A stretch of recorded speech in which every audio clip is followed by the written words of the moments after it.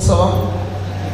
பெருமாளுக்கு நித்தியோத்சவம், பக்ஷோத்சவம், மாசோத்சவம், சம்பத்சரோத்சவம், நைமித்திகோத்சவம், காமியோத்சவம்னு உற்சவம் பல பிரகாரமா சொல்லப்பட்டிருக்கு. நித்தியம் பெருமாள் பலி சாதிக்கிறதுக்கே பிரம்மோத்சவம் மாதிரி நித்தியம் இந்த பலி வேற பெருமாள் நித்தியம் புறப்பாடு கண்டவருடைய பலி சாதிக்கணும். பெருமாளுடைய முன்பில் தான் பலி சாதிக்கணும். இந்த கேரளாலெல்லாம் ஸ்ரீவேலின்னு சொல்றாங்க. பெருமாள் வாகன யானையை எழுந்துள்ள பண்ணி பண்றாலே இது நம்ம இந்த சம்பிரதாயத்தை விட்டுட்டோம். அவ இன்னும் விடாம வச்சுட்டு இருக்கா. அந்த உற்சவத்துக்கு நித்தியோத்சவம்னு பேர். பெருமாள் எழுந்துள்ளாருன்னா நித்தியோத்சவம். நித்தியமும் நித்திய ஹோமமே உண்டு. பெருமாளுக்கு நித்திய ஹோமம், பெருமாளுக்கு ஆராதனம், பலி சாதிக்கிறது, நித்தியம் ஹோமம் பண்றது. அர்ச்சகருக்கு எவ்வளவு நிவேதனம் பண்ணியிருக்கோ அதுல ஒரு பாகம் அரிசி ஸ்வர்ண காசோட வச்சு கொடுக்கறதுக்கு மாத்திராதானம்னு பேர். இந்த 4 காரியம் பண்ணினாத்தான் ஒரு நாள் ஆராதனமானது பூர்த்தி ஆகுது சாஸ்திரங்கள்ல சொல்லப்பட்டிருக்கு. இப்ப இந்த மாத்திராதானம் காரிதானங்கிறதுலாம் அப்படியே அவங்கள்ட்ட நிலத்தை கொடுக்கறதுன்னா ஐயப்புறமா இப்ப மாசாந்திர சம்பளம் அக்கௌண்ட்ல போறதுங்கிற அப்படியே அது அப்படியே பரிணாம வளர்ச்சி அடைஞ்சிடுச்சு. இந்த அர்ச்சகர் மாத்திராதானம்னு இந்த அரிசியும் ஸ்வர்ண காசையும் வாங்கிட்டு பெருமாளுடைய சிரசில போய் இந்த அக்ஷதையிலேருந்து இந்த அக்ஷதை எடுத்துட்டு போய் நித்தீஸ்வரியோ பவான்னு அக்ஷதை சேர்க்கணுமா. யார் பூஜை பண்றாலும் அந்த அர்ச்சகர் பெருமாளுடைய சிரசில நித்தியம் இது மாதிரி கொண்டாட்டமா இது நித்தியம் நீ ஆனந்தமா இருக்கணும்னு அர்ச்சகர் சேர்க்கணும். அப்ப அப்படி ஆராதன கிரமம் அப்படி சொல்லப்பட்டிருக்கு. நித்தியோத்சவம்னு பேரு. பக்ஷோத்சவங்கிறது துவாதசி, இந்த மாதிரி பஞ்சபர்வ உற்சவங்கள். இப்படி இந்த உற்சவங்கள்லாம் சொல்லிட்டு வரும்போது இதெல்லாம் சௌரியம், யதா சௌரியானுசாரம் விபவானுசாரம் பண்ணலாம். இந்த பவித்ரோத்சவம் மாத்திரம் பண்ணாம விட்டா குத்தங்கிற, பண்ணாம விட்டுட்டா அந்த அபச்சாரம் அப்படியே இருக்கான் பெருமாளுக்கு. அதைத்தான் சுவாமி தேசிகன்னு சொல்றார்.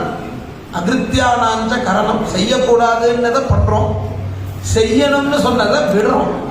அகிருத்தியானாஞ்ச கரணம் கிருத்தியானாஞ்ச வர்ஜனஞ்சமே க்ஷமஸ்வ நிகிலம் தேவா பிரணதார்த்தி ஹரப்பிரபோன்னு சுவாமி தேசிகனுடைய ஸ்ரீசூக்தியில ஒரு ஸ்லோகம். பண்ணணுங்கிறத விடுறேன், விடணுங்கிறத பண்றேன். இந்த தோஷத்தை எனக்கு நீ போக்கணும். பிரணதானாம் ஆர்த்திகர பிரபு, சேவிக்கிறவருடைய ஆர்த்தின்னா சோகத்துக்கு பேர். அதை போக்கக்கூடிய பிரபுள்ளியாடி என்ன மன்னிக்கணுங்கிறார். பேர்பட்டதான அந்த ஸ்லோகம் ரொம்ப பிரமாணமான ஸ்லோகம். இது எல்லா இடத்துலையும் இதை அன்வயப்படுத்தலாம். ஆலயத்தில் எதெல்லாம் பண்ணக்கூடாதுங்கிறோ சொல்றதோ அதெல்லாம் பண்ணிட்டு இருக்கோம். எதெல்லாம் பண்ணணுங்கிறோமோ அதெல்லாம் நம்ம பண்றது இல்லை. இதுவே பெரிய தோஷம். இதுக்குள்ள நிறைய தோஷங்கள் இன்க்ளூட் ஆகுது. பெருமாள் சாநித்திய குறைவா இருந்தாருன்னா நம்ம பிரார்த்திச்சுட்டா பலிக்காது. எந்த காரியம் நம்ம வேண்டினாலும் அது அப்படியே நிற்கிறதுன்னா அங்க மூலத்துல ப்ராப்ளம் இருக்குன்னு புரிஞ்சுக்கணும். அதுக்கு என்ன பண்ணணும்னா எதனால ஆபத்து வந்ததோ அதையே நிவர்த்தி பண்ணணும். பகவானை உபாசிக்கிறதுல கோளாறு வந்ததுன்னா பகவானை உபாசிச்சுதான் அதை நிவர்த்தியும் பண்ணணும். எது தோஷத்துக்கு காரணமோ அதையே விபரீதமா மாற்றி போட்டோம்னா அதுவே தோஷத்துக்கு நிவர்த்தி ஆயிடுமா. இது ஒரு பொதுவான நியாயம். அது மாதிரி பெருமாள்கிட்ட அபச்சாரப்பட்டதான தோஷத்தை பகவானை உபாசிச்சே அதை நிவர்த்தி பண்றதுக்கு பவித்ரோத்சவம்னு பேரு. இந்த உற்சவம் ரொம்ப உத்கிருஷ்டமான உற்சவம். சம்பத்சரார்ச்சன பலம்னு பேதுங்கிறார் பலஸ்ருதியில. ஒரு வருஷம் ஆராதனம் பண்ண பலன் கிடைக்கிறதா இந்த பவித்ரோத்சவத்தை அனுஷ்டிக்கிறதுனால. மகா சம்பரோக்ஷணத்துக்கு என்னென்ன அந்த பூஜைகள்லாம் பண்ணோமோ அதெல்லாம் இங்கே திரும்பி இன்னொரு வாட்டி பார்க்கணும். அன்னைக்கு கவனிச்சவாளுக்கு தெரியும். பெருமாள்கிட்ட பிரார்த்தனை பண்ணணும். அதுக்கெல்லாம் சில மந்திரங்கள்ல தான் வித்தியாசம். சாதயாவோ விமானந்தே பிரசாதம் குருநோ பவானி, உன்னுடைய விமானத்தை நாங்க திருப்பணி பண்றோம், நீ உன்னுடைய அனுகிரகத்தை எங்களுக்கு கூட பலமா வைக்கணுங்கிற. சாதயாமோ விமானந்தே பிரசாதம் குருநோ பவானி. இங்கே சாதயாமோத்சவந்தே பிரசாதம் குருநோ பவானி. உனக்காக பவித்ரோத்சவம் பண்றோம், உன்னுடைய கைங்கரிய பலம் தான் பலம். அப்படி பெருமாள்கிட்ட பிரார்த்தனா சூக்தம் பண்ணிட்டு பெருமாள்கிட்ட பஞ்சதேகா அக்ஷதை எல்லாம் தொட்டு வாங்கிட்டு என்ன பவித்திரம் இங்க போட்டு 11 பேர் கிட்டத்தட்ட பவித்திரம் போட்டு சங்கல்பம் பண்ணிட்டு இருக்கா. ஒரு அனுகிரகம் இருந்தால் தான் இங்க இந்த சங்கதியில பவித்திரம் போட்டு சங்கல்பம் பண்ணிக்க முடியும். நல்ல காரியம் பண்றதுக்கு ஸ்ரேயாம்சி பகுவிஜானின்னு நல்ல காரியம் பண்றதுக்கு 1000 இடைஞ்சல் வருமா.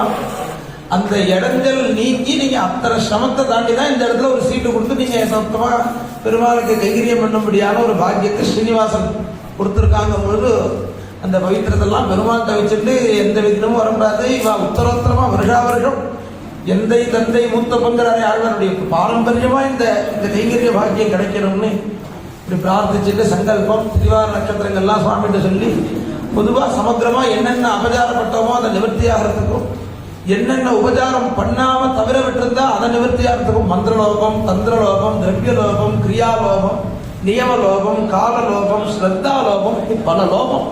அதெல்லாம் ரொம்ப விவரித்து பேசணும்னா நமக்கு ரொம்ப கெல்ட்டியாக ஃபீல் பண்ண ஆரம்பிச்சிடும்.